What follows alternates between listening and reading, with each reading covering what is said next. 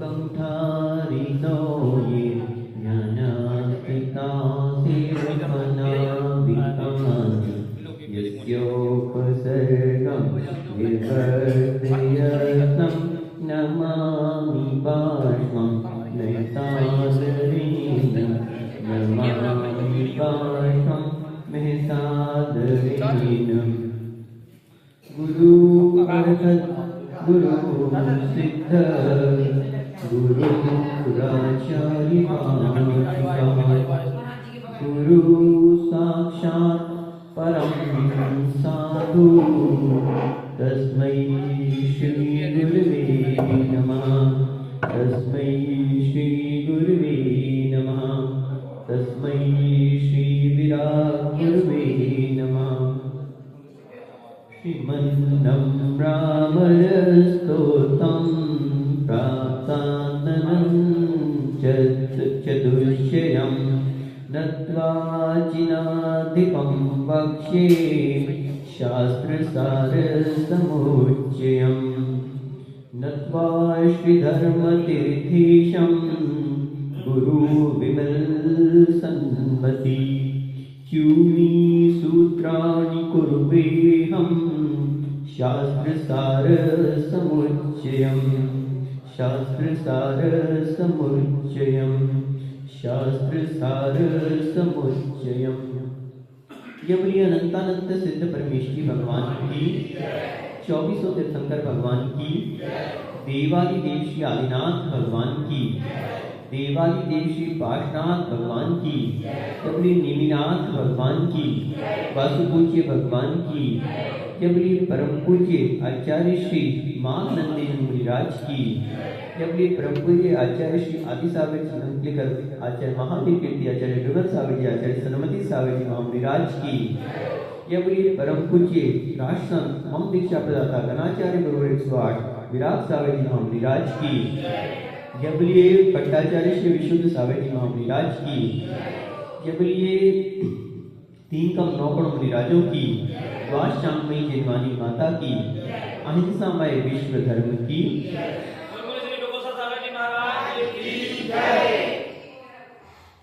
Dear all, it's really a wonderful task that you all have agreed to listen the Jinwani. It's really appraisable. In this 5th era, where the persons are fulfilling their 5 sense requirements, at that time you are spending your time, your busy time, your important time to listen the Jinwani. It's really appraisable. And really, if you devote your time, obviously you get the return. It's not like that you spend the time and you get nothing. Obviously you will get the return by way of your knowledge, by way of your wealth, by way of everything in the life. Because the person who adopt the religion in life, he get everything in life. बंधुओं, निश्चय से ये बहुत ही प्रसन्नता का विषय है कि आप लोगों के लिए आज इस पंचम काल में, जहां लोगों को अपने इंद्रियों के विषयों को पूरा करने से ही फुर्सत नहीं है, वहां पर आप जिनवानी को सुनने के लिए समय निकाल रहे हैं। जिनवानी को सुनने की भावना होना, जिनवानी को सुनने के लिए समय निकालना निश्चित रूप से आपका एक बहुत बड़ा सौभाग्य का उदय है। और ऐसा मत समझ लेना कि हम लोग यहाँ पर जो समय लगा रहे हैं ये खराब जा रहा है, ये खराब नहीं जा रहा। जैसे बैंक में आप कोई एफडी करवा देते हैं ना, तो आपको लगता है कि मैंने 1 लाख रुपया 2 लाख रुपया बैंक में दे दिया, तो खत्म नहीं हो गया। अगर आप उसको कहीं पंचेंद्रिय भोगों में खर्च कर देंगे तो वो खत्म हो जाएगा। लेकिन बैंक में अगर आपने एफडी करवा दी तो वो आपका और बढ़ता जाएगा, उससे आपको वापस मिलेगा, वो कहीं खत्म नहीं होगा। उसी प्रकार से जो समय आपने खाने पीने में, सोने में, कहीं खेलने कूदने में और दुनिया भर के कामों में, सर्विस में, कहीं दुकान में, परिवारजन में, रिश्तेदारी में खर्च कर दिया, वो तो खत्म हो गया। वो क्या हो गया? खत्म हो गया, समाप्त हो गया। लेकिन जितना समय आपने धर्म के लिए लगा दिया, जितना समय आपने जिनवानी को चुनने के लिए लगा दिया, निश्चित मानना वो आपकी इन्वेस्टमेंट है। और कैसी इन्वेस्टमेंट है? वहाँ पे एफडी का तो आपको 2-5% 10% ब्याज मिल जाएगा, 15-20% मिल जाएगा, इससे ज़्यादा नहीं मिलेगा। कहीं बिजनेस में भी आप कोई पैसा लगाओगे तो बहुत अच्छा बिजनेस होगा तो आपको क्या करेगा, दुगना करके दे देगा। इससे ज़्यादा कोई बिजनेस नहीं देता होगा, मुझे लगता है। क्यों? आपके गले का व्यापार है, कितना बिजनेस आपको रिटर्न मिल जाता होगा? 20%, 25%। किसी की मिठाई है तो दुगना हो जाता होगा, ठीक है ना? तो इतना ही मिल पाता है। लेकिन धर्म में आपने जो समय आपने धर्म में लगा दिया, जो समय आपने धर्म में लगा दिया, उसका तो कोई पार ही नहीं है। आचार्य समंतभद्र महाराज उत्तराखंड शाखाचार के अंदर क्या कहते हैं?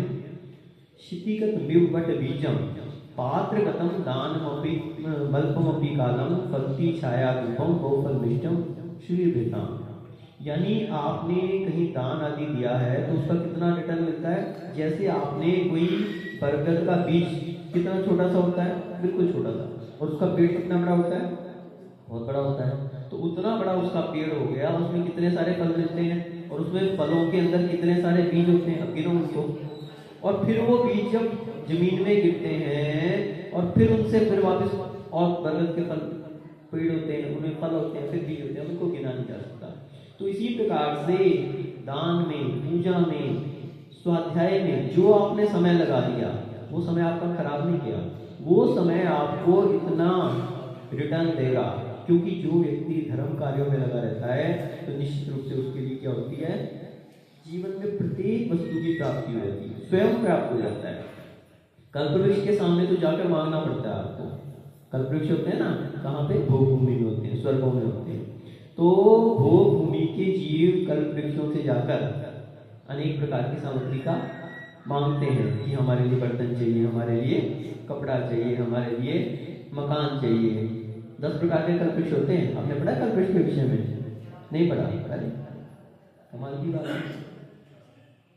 बड़ी हैरानी है कि जो बेसिक चीजें हैं, बिल्कुल जहां पर सृष्टि का क्रम आता है तो वहां पे भोग भूमि की बात आती है, वहां पे वर्णन आता है कल्पवृक्षों का। 10 प्रकार के कल्पवृक्ष होते हैं।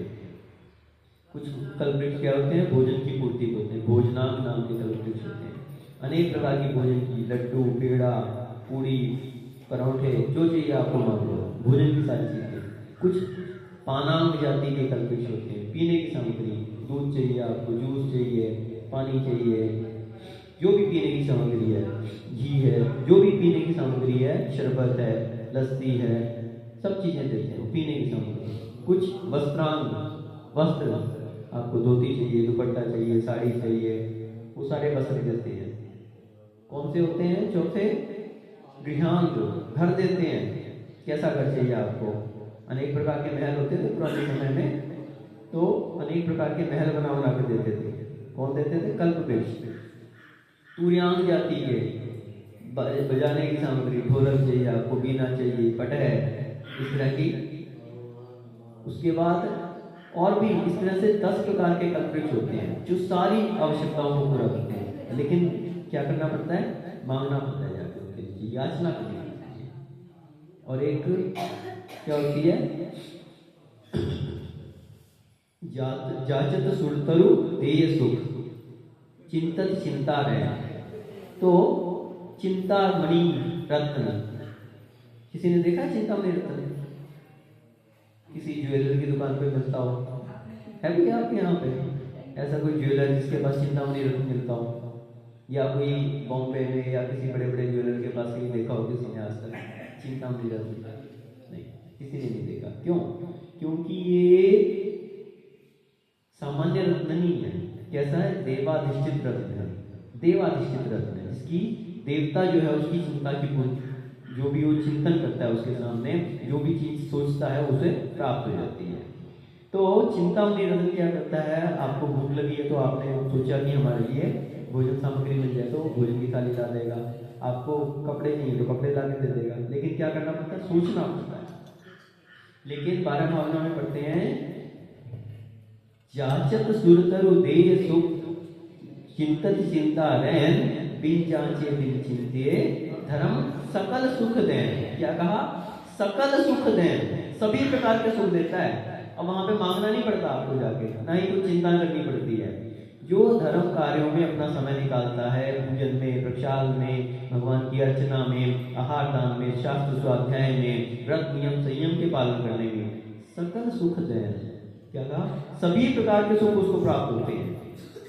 जब उसको प्यास लगती है तो लोग पानी लेके उसके पास खड़े होते हैं, उसको भूख लगती है तो लोग खाना लेके स्वयं उसके पास पहुंच जाते हैं, जब उसको सर्दी लगती है तो लोग अपने आप उसकी व्यवस्था बनाते हैं। देखो बच्चे लोग रात को आके कितनी कितनी महाराज की व्यवस्थाएं बना देते हैं, ऐसा ये लगा दो, ये लगा दो, ठंड ना लगे, दरवाजा बंद कर दो, चटाई लगा दो, ये कर दो।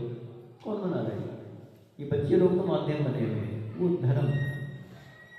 धर्म है।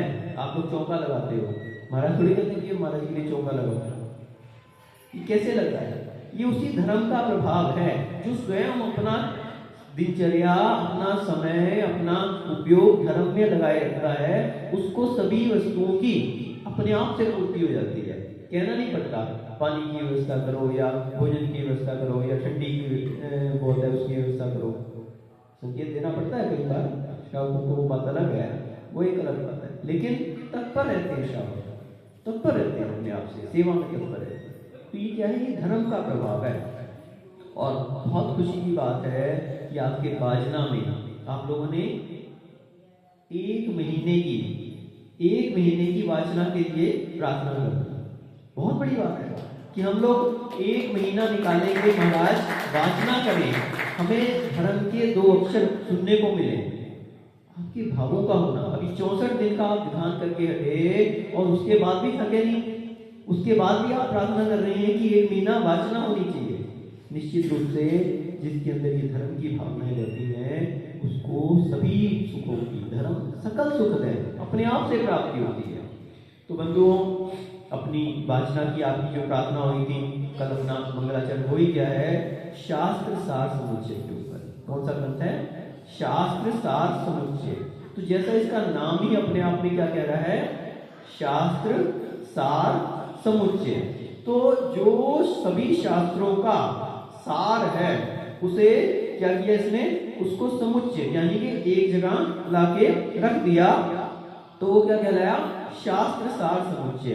तो ऐसे शास्त्रों का हम अध्ययन करेंगे जिसमें बहुत थोड़े शब्दों में आचार्य माघनंदी महाराज, जो आज से लगभग 2000 वर्ष पहले हुए, उन्होंने ये ग्रंथ लिखा था। और ये कैसा ग्रंथ है? मात्र इसमें 204 सूत्र हैं। कितने सूत्र हैं?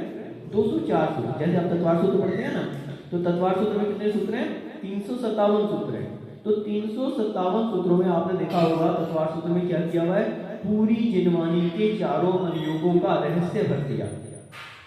उसको क्या कहते हैं? जैन गीता कहते हैं तत्वार सूत्र को। तो जैन गीता क्यों कहा? उसमें चारों ही अनुयोगों का वर्णन आ गया। और आचार्य उमा स्वामी महाराज ने मात्र 357 सूत्रों में क्या कर दिया? पूरी जिनवानी का रहस्य उसमें बता दिया।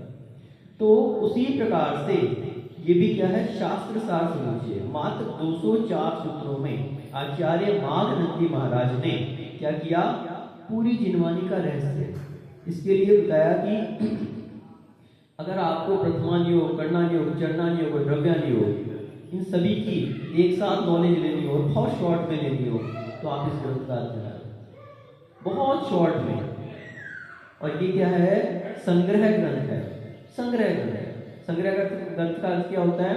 मात्र उन्होंने संख्या लिख दी, जैसे चतुर्दश कुलकर कितने होते हैं? 14 होते हैं। या नव नारायण 9 नारायण होते हैं। तो इस तरह से मात्र संख्या लिखता है। अब इतने से आपको पता लग गया कि नारायण कितने होते हैं? 9 होते हैं। प्रतिनारायण कितने होते हैं? 9 होते हैं। इसी तरह से चक्रवर्ती कितने होते हैं? 12 चक्रवर्ती होते हैं। तीर्थंकर कितने होते हैं? 24 तीर्थंकर होते हैं। इसी प्रकार से धर्म ध्यान के कितने भेद हैं? आर्थ ध्यान के कितने भेद हैं? रौद्र ध्यान के कितने भेद हैं? शुक्ल ध्यान के कितने भेद हैं? तो या यूं कहें कि ध्यान के कितने भेद हैं? मात्र उन्होंने संख्या लिखी है। अब इसके ऊपर परम पूज्य गणाचार्य गुरुवर 108 विराट सागर जी महाराज हमारे गुरुवर ने एक ऐसी अनुकंपा की कि उसको विस्तारित कर दिया कि धर्म ध्यान के अगर 16 वेद बताए तो कौन कौन से हैं, उस पर उन्होंने चूर्णी सूत्र लिखे। क्या क्या लिखे? चूर्णी सूत्र। कि उनका उन्होंने तो मात्र संख्या लिखी थी, उसका उन्होंने विस्तार और कर दिया कि ये 16 प्रकार का ध्यान होता है, जिसमें 4 प्रकार का आर्त गौधर ध्यान। तो इसमें सभी प्रथमान योग, करणान योग, चरणान योग, द्रव्यान योग का क्या आ गया? सार आ गया। तो इसको जब आचार्य जी ने विस्तृत किया तो इसके लिए नाम दिया चूर्णी सूत्राणी। क्या नाम दिया? चूर्णी सूत्राणी। तो ये परम पूज्य गणाचार्य श्री विराट सागर जी महाराज ने 2016 में हमारे लिए क्लास पढ़ा रहे थे, जब हम लोग भिंड में थे और भिंड से भी आसपास कोई गांव में थे, तो वहां पे वो क्लास का शुरू हुआ था। तो क्लास आचार्य जी का एक छोटा सा ग्रंथ है 204 सूत्र का, इसकी क्लास शुरू करते हैं। वो क्लास के रूप में जब शुरू हुआ तो हमने देखा कि ये तो बहुत शॉर्ट में दिया है इसमें। आचार्य जी को भी लगा कि इस पे विस्तार होना चाहिए, तो आचार्य जी ने उसके ऊपर विस्तार लिखना शुरू किया और उसके सूत्रों के ऊपर चूर्णी सूत्र लिखने शुरू किए। और फिर तो उसका जब चूर्णी सूत्र लिखे तो उसको संस्कृत में भी लिखा आचार्य जी ने, उसका हिंदी अनुवाद भी लिखा और उसने क्या किया, धीरे धीरे क्लास के साथ साथ एक ग्रंथ का रूप ले लिया। और ये आज आपके सामने है शास्त्र शास्त्र निश्चय। तो ये एक ऐसा ग्रंथ है जिसे हम हमेशा अपने साथ में रखते हैं। कभी भी हमें कोई जिनवानी से संबंधित कोई चीज देखनी हो तो बहुत सारी चीजें इसमें अपन को मिल जाती है। जैसे हमने उस दिन बताया था ना कि आपका एक प्रश्न आया था कि 7 परम स्थान कौन से होते हैं। तो अब याद थोड़ी रहते हैं हमेशा कि 7 परम स्थान होते हैं। हमने तुरंत ये ग्रंथ खोला, इसमें से निकाल दिया 7 परम स्थान कौन से होते हैं और आपको बता दिया। तो बहुत सारी ऐसी चीजें हैं जिनवानी से संबंधित, जैसे हमने बताया ना कि कल्प वृक्ष कितने होते हैं, 10 प्रकार के होते हैं। तो कौन कौन से होते हैं वो सारी डिटेलें आपको इसमें मिल जाएगी। तो आज के समय में जबकि लोगों के पास समय की बहुत बड़ी कमी है, सबसे बड़ी कमी किस चीज की है? समय की बहुत बड़ी कमी है। लोग कहते हैं शॉर्ट में मिल जाए। आजकल आपके मोबाइल में भी आप देखो, व्यक्ति 1 घंटे का प्रवचन नहीं सुनना चाहता, आधे घंटे का भी प्रवचन नहीं सुनना चाहता। वो तो कहता है कि शॉर्ट रील्स दिखा दो मुझे, 20 सेकंड की, 30 सेकंड की, 1 मिनट की, बस 1 मिनट से ज्यादा भी तो कोई देखेगा ही उसको। तो आज का टाइम क्या है? शॉर्ट में काम करने का। तो शॉर्ट में यदि आपको पूरी जिनवानी का अध्ययन करना है तो एक ऐसा ग्रंथ है जिसमें बहुत संक्षेप में आपको बहुत सारी जानकारियां मिल जाएंगी। और इसमें कोई ऐसा नहीं है कि बहुत टेक्निकल है, बहुत कोई ऊंचे दर्जे के विद्वान इसको समझ सकते हैं, बहुत इसमें कोई प्राकृत भाषा लिखी भी है या कुछ ऐसा नहीं है। बिल्कुल सरल शब्दों में आचार्य जी ने इसको संस्कृत में लिखा है और उसका हिंदी में अर्थ भी किया हुआ है। तो आप सभी क्या करेंगे? इसको पढ़ेंगे। बस चाहिए हमको लगन, कितनी हम लगन, कितना हम इसको पढ़ें, कितना ध्यान से सुने, कितना समय पे आए, क्लास को अपने अच्छे से सुने। और दूसरी बात ये कि कितना हम याद करने का प्रयास करें। आप एक बात ध्यान रखना, यदि आपने मात्र ये एक ग्रंथ अच्छे से पढ़ लिया और याद कर लिया, निश्चित रूप से आपको इस जिनवानी की बहुत सारी नॉलेज हो जाएगी। थोड़ी बहुत नहीं, बहुत सारी नॉलेज मात्र इन 204 सूत्रों के इस एक ग्रंथ में, जिसपे आचार्य ने 3489 यानी कि लगभग 3500 सूत्र लिखे हैं आचार्य जी ने। इन 3500 सूत्रों में आचार्य जी ने पूरी जिनवानी का सार ही लिख दिया है। प्रथमान योग, करणान योग, चरणान योग, द्रव्यान योग, सभी अनुभाग बनेंगे इसमें। पहले प्रथमान योग है, फिर कुछ सूत्रों के बाद फिर करणान योग शुरू हो जाता है, फिर चरणान योग शुरू हो जाता है और फिर द्रव्यान योग। तो आज के समय में जहां लोगों के पास समय की कमी है, वहां पर लोग चाहते हैं शॉर्ट में मिल जाए। और हमारे आचार्य भी इस बात को कहते हैं कि अनंत पार किल शब्द शास्त्रम स्वल्पाश्यायु बहुवाच विना सारम ततोग्राह्य मपास्य फल्यु हंसेर यथाशीर विवांकुराशि। ऐसा आचार्य जी ने कहा कि अनंत पारम किल शब्द शास्त्रम, शास्त्र कितने हैं? अनंत है, अनंत है। भगवान जिनेन्द्र की जो जिनवानी है वो इतनी है कि उसको उसका बहुत थोड़ा हिस्सा जो है, अनंतवां भाग तो गंधर आदि झेल पाते हैं, और उसका अनंतवां भाग क्या होता है लोग समझ पाते हैं आचार्य आदि, और उसका भी अनंतवां भाग क्या होता है लिखा जाता है, अनंतवां भाग। और कितनी सारी जिनवानी तो जब औरंगजेब का समय था, 6 माह तक बताते हैं कि होली जला दी गई जलवानी की। बहुत सारे शास्त्रों को जो है लगातार 6 महीने होली जली है हमारे शास्त्र में, कितने शास्त्र समाप्त हो गए। लेकिन उसके बावजूद भी आज के समय में भी इतने शास्त्र हैं कि यदि पूरी जिंदगी भी उनको पढ़ना चाहे तो क्या पढ़ सकता है? क्या नहीं पढ़ सकता। और अपने पास समय कितना रहता है? बहुत थोड़ा सा रहता है। तो इसलिए इतने सारे अनंत शास्त्रों को हम पढ़ नहीं सकते। तो कहते हैं अनंत पारम किल शब्द शास्त्र, उसका पार नहीं पाया जा सकता। ऐसे अनंत शास्त्र हैं। स्वल्पाश आयु बहुवाच विद्या, और हमारी आयु कैसी है? स्वल्प है, छोटी सी आयु है। कितनी आयु है आपकी? 100 वर्ष की तो आज के समय में बिल्कुल ही किसी की आयु रहेगी है। अगर किसी की 80 वर्ष की आयु हो जाए ना, 70 वर्ष की, तो भी कहते हैं कि बहुत आयु जी लिया। आज के समय में 60, 65, 60, 70 तक की आयु है। और उसमें भी बहुत सारा समय अपना निकल ही गया। कोई 40 साल का होगा, कोई 45 साल का होगा, कितनी आयु रहेगी? 15 साल, 20 साल की। और उसमें भी बहुवार्ष विघ्न, कितने सारे विघ्न हैं। किसी के लिए बीमारी हो जाती है, किसी के लिए हॉस्पिटल जाना है, किसी के लिए घर गृहस्थी को देखना है, किसी के लिए परिवारजनों को देखना है, रिश्तेदारों को देखना है, सर्विस देखनी है, दुकान देखनी है। बहुवार्ष विघ्न, कितने सारे विघ्न हैं। सारम ततो ग्राह्य अपास्य फलव्यू, इसलिए क्या उचित है? सार को ग्रहण कर लें। इसलिए क्या उचित है कि हम सार को ग्रहण कर लें, शॉर्ट में ग्रहण कर लें। पूरा तो पढ़ेंगे तो पढ़ ही नहीं पाएंगे, उसका बहुत थोड़ा हिस्सा भी नहीं पढ़ पाएंगे। मात्र सार को ग्रहण कर लें। हंसे यथाशीर विवाह राशि, जैसे हंस होता है ना, हंस क्या करता है? चोंच जब डालता है ना दूध के अंदर, तो वो दूध फट जाता है और उसका पानी से अलग हो जाता है दूध का, और खाली उसका जो सार है वो रह जाता है, उसको ग्रहण कर लेता है। तो उसी प्रकार से हंस की तरह से हम क्या बने?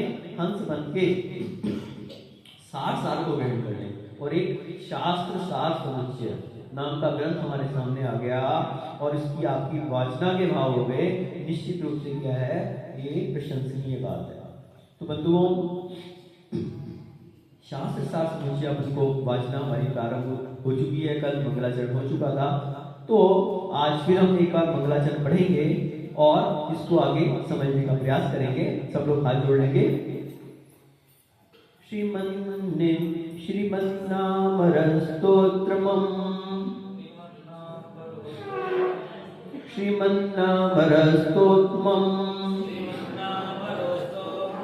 प्राप्तानन्तचतुष्टयं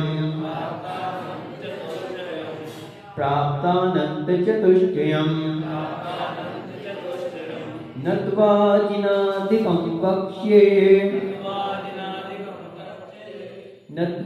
जिनादिकं वक्ष्ये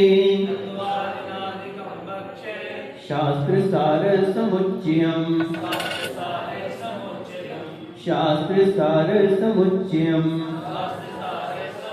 इस प्रकार से हमने इस ग्रंथ का मंगलाचरण किया। अब बात ये आती है कि हमने मंगलाचरण क्यों किया? मंगलाचरण किस लिए किया जाता है? तो बताते हैं, कोई भी ग्रंथ आप कभी भी शुरू करो तो उसके प्रारंभ में 6 बातें जो है आवश्यक मानी गई हैं।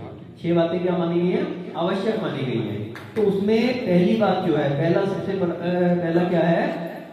मंगलाचरण। 6 बातें जो आवश्यक मानी गई हैं उसके लिए बताते हैं, मंगल निमित्त हेतु परिणाम नामतः ये कर्तारम वागरीय छप्पी बच्चा वक्खाउन सद्मायरिया। क्या बताया? मंगल निमित्त हेतु, मंगल यानी मंगलाचरण। पहली बात क्या बताई? मंगलाचरण। कोई भी शास्त्र का आप स्वाध्याय करो, शास्त्र का वाचन शुरू करो, तो उसमें सबसे पहले क्या जरूरी है? मंगलाचरण। और दूसरा है निमित्त। निमित्त, उस शास्त्र का निमित्त क्या है। और तीसरा हेतु, उसमें हेतु क्या बना। चौथा है उसका परिणाम, वो कितना बड़ा शास्त्र है। और पांचवा है नाम, उसका शास्त्र का नाम क्या है। और छठा है कर्तारः, यानी कर्ता, तो उसका कर्ता क्या है। तो ये 6 चीजें वागरीय छप्पी पच्छा, इन 6 बातों के विषय में चर्चा करके, वागरीय यानी कि इन 6 बातों को बतलाकर, सुनिश्चित करके, पच्छा यानी कि उसके पश्चात वक्खाउन संतमाएरिया, वक्खाउन व्याख्यान करना चाहिए। आएरिया, ऐसा आचार्यों ने कहा है कि इन 6 बातों के विषय में हम चर्चा करें, पहले इनको सुनिश्चित करें इन 6 बातों को, उसके बाद शास्त्र को वक्ताओं यानी कि उसका व्याख्यान करें, ठीक है ना।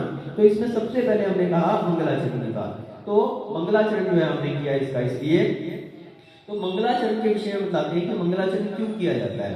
पहली बात तो मंगलाचरण कहते किसे हैं, मंगल किसे कहते हैं, कोई बता सकता है? मंगल किसे कहा जाता है, मंगल किसे कहते हैं, कोई बता सकता है? अपन चत्तारी मंगलम पढ़ते हैं तो पंच परमेष्टि को मंगल कहा जाता है। उसमें चत्तारी मंगलम, अरहंत मंगलम, सिद्ध मंगलम, साहु मंगलम और केवरी बड़े धम्म मंगलम। तो अरिहंत, सिद्ध, आचार्य और उपाध्याय साधु, ये पांचों जो है, इसमें आगे साधु भी आ गए, और चौथा क्या, केवली बड़े धर्म। तो ये 4 मंगल कहेंगे, ये सही हो गया। लेकिन मंगल का अर्थ क्या है, ये तो आपने बता दिया कि मंगल किसको कहा जाता है। मंगल का अर्थ क्या है, मंगल का शाब्दिक अर्थ क्या है, कोई बता सकता है? मंगल यानी क्या?